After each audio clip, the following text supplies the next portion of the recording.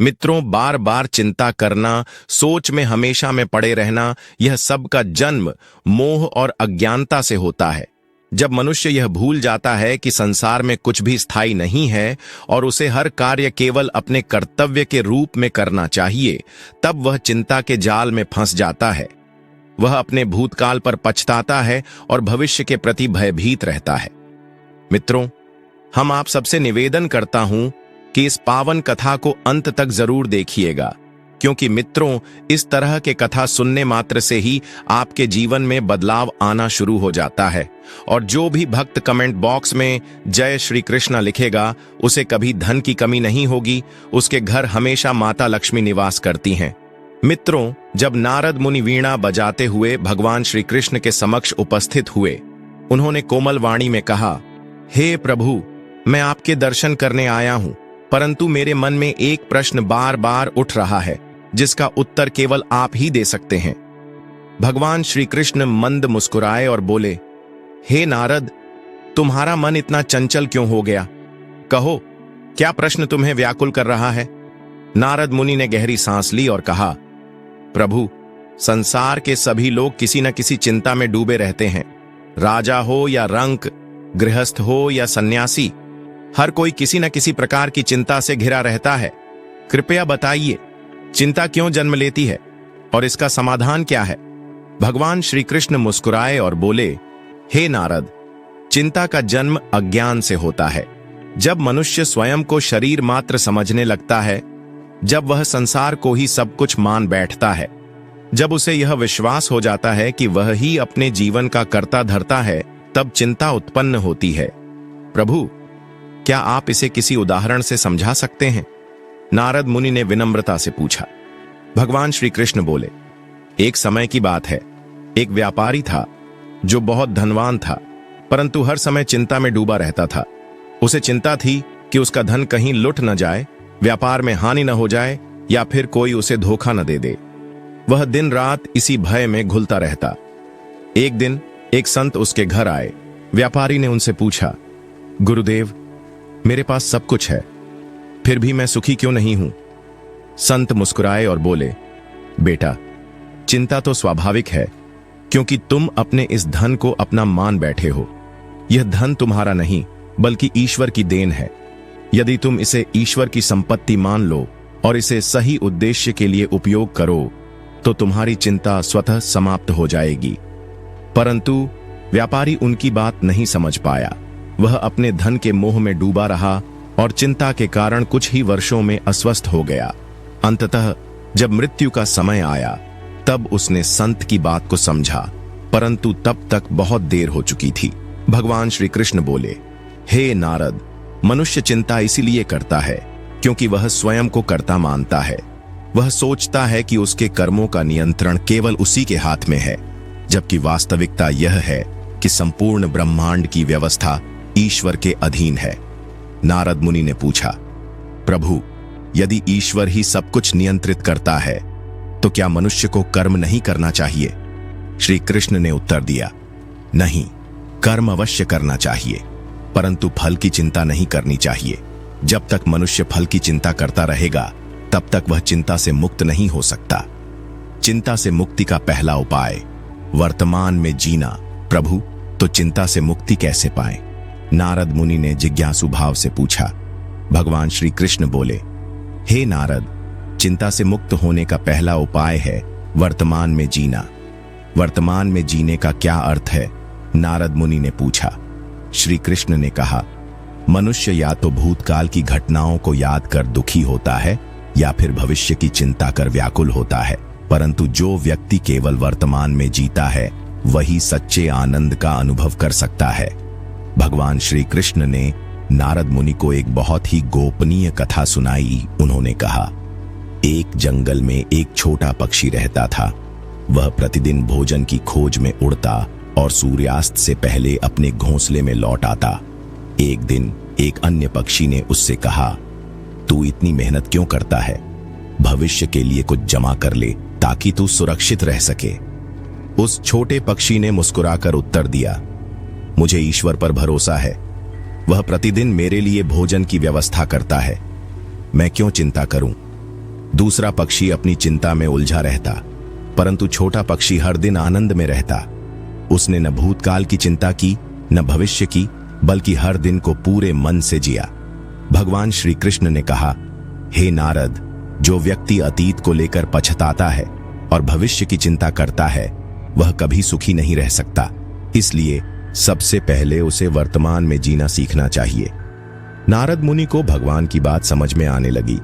उन्होंने सिर झुकाया और कहा, प्रभु, आपकी यह शिक्षा अत्यंत मूल्यवान है, परंतु फिर भी कई लोग वर्तमान में जीने का प्रयास करते हैं, फिर भी चिंता उन्हें घेर लेती है। ऐसा क्यों?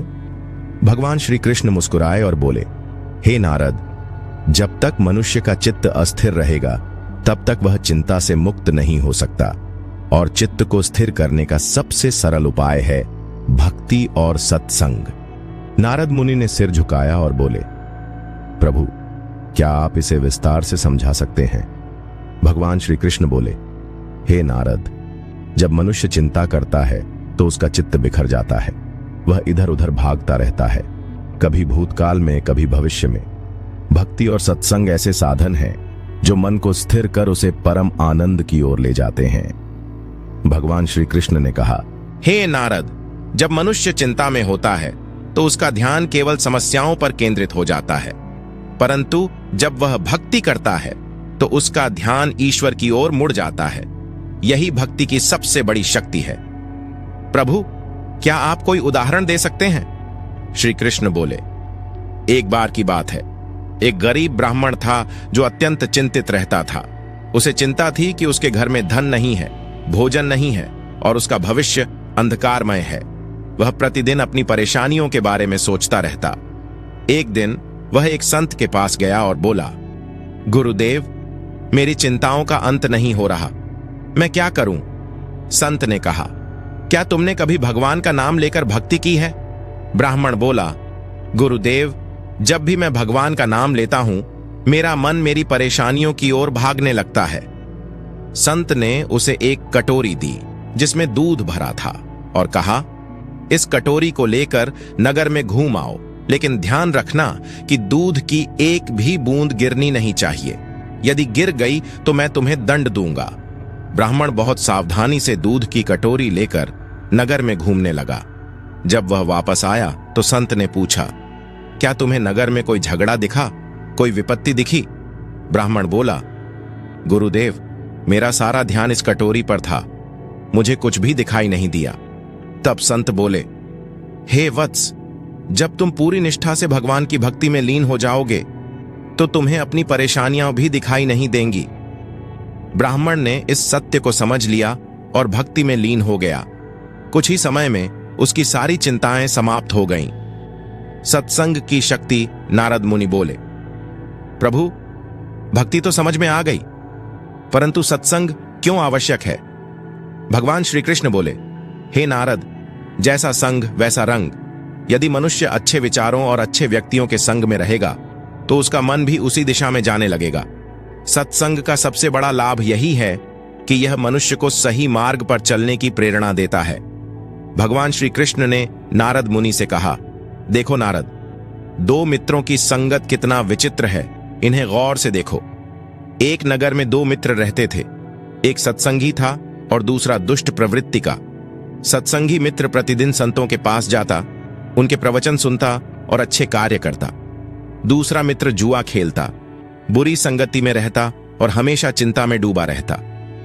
एक दिन सत्संगी मित्र ने अपने मित्र से कहा, भाई, तुम हमेशा चिंता में रहते हो, आओ मेरे साथ सत्संग में चलो। परंतु वह हंसकर बोला, यह सब बकवास है, इससे कोई लाभ नहीं होता। परंतु सत्संगी मित्र हार नहीं माना। वह बार बार उसे सत्संग के लिए प्रेरित करता रहा। कुछ समय बाद दुष्ट मित्र भी उसके साथ सत्संग में जाने लगा। धीरे धीरे उसके विचार बदलने लगे। वह अपने पुराने मित्रों की संगति छोड़ने लगा और एक अच्छा जीवन जीने लगा। कुछ ही महीनों में वह पहले की तुलना में अधिक शांत, सुखी और चिंता मुक्त हो गया।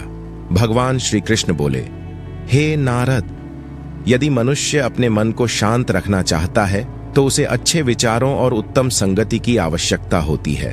भक्ति से मन भगवान में लगता है और सत्संग से मन में अच्छे विचार उत्पन्न होते हैं। जब मनुष्य का मन ईश्वर में लीन हो जाता है तो चिंता स्वयं ही समाप्त हो जाती है। भगवान श्री कृष्ण बोले, हे नारद, हम आपको राजा हरिदत्त का पावन कथा सुनाता हूं। हरिदत्त नाम का एक न्यायप्रिय राजा रहता था। वह अत्यंत धार्मिक और प्रजापालक था, परंतु हर समय चिंता में डूबा रहता था। उसे चिंता थी कि उसका राज्य सुरक्षित रहेगा या नहीं, शत्रु उस पर आक्रमण करेंगे या नहीं, और मृत्यु के बाद उसका क्या होगा। एक दिन वह एक महात्मा के पास गया और बोला, गुरुदेव, मैं सब कुछ करने के बाद भी चिंता में डूबा रहता हूं। क्या कोई उपाय है जिससे मैं चिंता से मुक्त हो सकूं? महात्मा मुस्कुराए और बोले, राजन, क्या तुम अपने राज्य का संचालन स्वयं करते हो? राजा ने उत्तर दिया, हाँ गुरुदेव, मैं ही सब कुछ करता हूं। महात्मा बोले, यही तुम्हारी चिंता का कारण है। तुम सोचते हो कि तुम ही करता हो, जबकि वास्तविकता यह है कि कर्ता तो ईश्वर है। तुम तो केवल एक निमित्त मात्र हो। यदि तुम यह स्वीकार कर लो कि सब कुछ भगवान की इच्छा से हो रहा है, तो तुम्हारी चिंता समाप्त हो जाएगी। राजा को यह बात समझ में आ गई। उसने अपने राज्य की जिम्मेदारी तो निभाई, परंतु हर कार्य को भगवान को समर्पित कर दिया। धीरे धीरे उसकी चिंता समाप्त हो गई और वह अत्यंत शांत और सुखी जीवन व्यतीत करने लगा। नारद मुनि ने पूछा, प्रभु, समर्पण तो समझ में आ गया, परंतु त्याग कैसे चिंता को दूर कर सकता है? भगवान श्री कृष्ण बोले, हे नारद, चिंता का जन्म मोह से होता है। जब मनुष्य किसी वस्तु, व्यक्ति या परिस्थिति से अत्यधिक मोह कर लेता है तो वह उसकी चिंता करने लगता है, परंतु यदि वह त्याग का मार्ग अपनाए तो चिंता स्वयं ही समाप्त हो जाती है। भगवान श्री कृष्ण ने एक और कथा सुनाई। एक संत के पास एक शिष्य था जो अत्यंत चिंतित रहता था। वह हर समय सोचता रहता, क्या होगा यदि मेरी कुटिया नष्ट हो जाए? क्या होगा यदि मैं बीमार पड़ जाऊं? क्या होगा यदि कोई मेरा कमाया हुआ धन चुरा ले?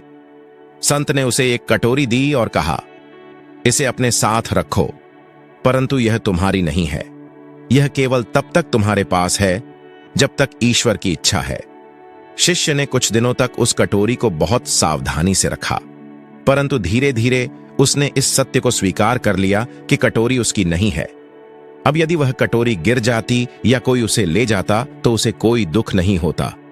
संत ने उससे पूछा, वत्स, अब तुम क्या अनुभव कर रहे हो? शिष्य ने कहा, गुरुदेव, अब मुझे कोई चिंता नहीं होती, क्योंकि मैंने इसे अपना मानना ही छोड़ दिया है। संत ने मुस्कुराकर कहा, बस यही त्याग का रहस्य है। जब तक तुम किसी वस्तु, व्यक्ति या परिस्थिति को अपनी मानोगे, तब तक उसकी चिंता करोगे, परंतु जब तुम यह समझ लोगे कि सब कुछ ईश्वर का है, तो चिंता समाप्त हो जाएगी। लेकिन अब भी नारद मुनि के मन में एक अंतिम प्रश्न अंदर ही अंदर गूंज रहा था। उन्होंने श्रद्धापूर्वक भगवान श्री कृष्ण से पूछा, है प्रभु, संसार में ऐसे भी लोग होते हैं जो समर्पण और त्याग का प्रयास करते हैं, फिर भी कभी कभी चिंता से घिर जाते हैं। वे जब कठिनाइयों में पड़ते हैं तो उनका मन डगमगाने लगता है। ऐसे में वे क्या करें? श्री कृष्ण मुस्कुराए और बोले, हे नारद, इसका उत्तर केवल 2 शब्दों में समाहित है, विश्वास और धैर्य। जब तक मनुष्य में सच्चा विश्वास और अटूट धैर्य नहीं होगा, तब तक वह संपूर्ण रूप से चिंता से मुक्त नहीं हो सकता। श्री कृष्ण बोले, हे नारद, जब मनुष्य को यह अटूट विश्वास हो जाता है कि ईश्वर उसकी हर स्थिति में रक्षा करेंगे, तो वह चिंता करना छोड़ देता है। वह जानता है कि भगवान उसकी हर कठिनाई को समाप्त कर देंगे। एक बार एक बालक गंगा नदी के तट पर खेल रहा था। अचानक उसका पैर फिसल गया और वह पानी में गिर गया। जैसे ही वह बहने लगा, वह चिल्लाया, मां बचाओ। उसकी मां किनारे पर खड़ी थी। उसने कहा, वत्स, अपना हाथ आगे बढ़ाओ, परंतु बालक डर के मारे हाथ पैर मारता रहा और डूबने लगा। तब उसकी मां ने फिर कहा, वत्स, मुझ पर विश्वास करो और बस अपना हाथ आगे बढ़ा दो। जैसे ही बालक ने अपना हाथ बढ़ाया, उसकी मां ने उसे तुरंत पकड़ लिया और खींच लिया। हे नारद, इसी प्रकार जब मनुष्य कठिनाइयों में होता है और उसे ईश्वर पर पूरा विश्वास होता है, तो भगवान उसे संभाल लेते हैं। परंतु यदि वह विश्वास छोड़कर केवल डर और चिंता में घिर जाता है तो वह और अधिक डूबने लगता है। नारद मुनि ने पूछा, प्रभु, कई बार मनुष्य को ईश्वर पर विश्वास होता है, फिर भी वह अधीर हो जाता है। उसे लगता है कि उसकी समस्याएं तुरंत समाप्त क्यों नहीं हो रही। तब क्या किया जाए? श्री कृष्ण बोले, हे नारद, ईश्वर पर विश्वास रखने के साथ साथ धैर्य रखना भी आवश्यक है। कई बार मनुष्य को परीक्षा से गुजरना पड़ता है। यदि वह धैर्य रखे तो अंततः उसे सफलता मिलती ही है। भगवान श्री कृष्ण ने एक और कथा सुनाई। एक किसान था जिसने अपने खेत में बीज बो दिए थे, परंतु कई दिनों तक वर्षा नहीं हुई। वह चिंतित हो गया और सोचने लगा कि शायद उसकी फसल नष्ट हो जाएगी। उसका एक मित्र बोला, तुमने बीज तो बो दिए, परंतु धैर्य नहीं रख रहे। यदि तुम धैर्यपूर्वक प्रतीक्षा करो तो वर्षा अवश्य होगी। किसान को यह बात समझ में आ गई। उसने चिंता करना छोड़ दिया और धैर्यपूर्वक प्रतीक्षा की। कुछ दिनों बाद ही वर्षा हो गई और उसकी फसल लहलहा उठी। हे नारद, यदि किसान अधीर होकर खेत को छोड़ देता तो उसकी मेहनत बेकार चली जाती। इसी प्रकार यदि मनुष्य धैर्य रखे और ईश्वर पर विश्वास बनाए रखे तो हर कठिनाई का समाधान अवश्य होता है। भगवान श्री कृष्ण बोले, हे नारद, यदि मनुष्य सच में चिंता से मुक्त होना चाहता है तो उसे ये 5 बातें अपने जीवन में अपनानी होंगी। पहली बात, वर्तमान में जीना, भविष्य की चिंता और भूतकाल के पछतावे को छोड़कर वर्तमान में रहना। दूसरी बात, भक्ति और सत्संग, मन को ईश्वर में लगाकर उसे शांत करना। तीसरी बात, समर्पण और त्याग, अपनी इच्छाओं और मोह को छोड़कर ईश्वर की इच्छा को स्वीकार करना। चौथी बात, विश्वास, हर परिस्थिति में यह मानना कि ईश्वर सदैव रक्षा करेंगे। पांचवी का धैर्य, हर कठिनाई के बाद अच्छे समय की प्रतीक्षा करना। जो इन 5 बातों को अपनाएगा वह निश्चय ही चिंता से मुक्त हो जाएगा और जीवन में सच्चा आनंद प्राप्त करेगा। भगवान श्री कृष्ण के वचन सुनकर नारद मुनि की आंखों में आंसू आ गए। उन्होंने श्रद्धा से भगवान के चरणों में सिर झुका दिया और बोले, प्रभु, अब मेरी सभी शंकाएं दूर हो गई हैं। मैं समझ गया कि सच्ची शांति और आनंद केवल ईश्वर पर विश्वास, धैर्य, भक्ति और समर्पण में ही है। भगवान श्री कृष्ण प्रसन्न हुए और बोले, हे नारद, अब जाओ और संसार में इस ज्ञान का प्रचार करो ताकि हर मनुष्य चिंता से मुक्त होकर सुखी जीवन जी सके। नारद मुनि आनंदित होकर भगवान के भजन गाते हुए वहां से प्रस्थान कर गए। इस प्रकार भगवान श्री कृष्ण ने नारद मुनि को चिंता से मुक्त होने का मार्ग बताया।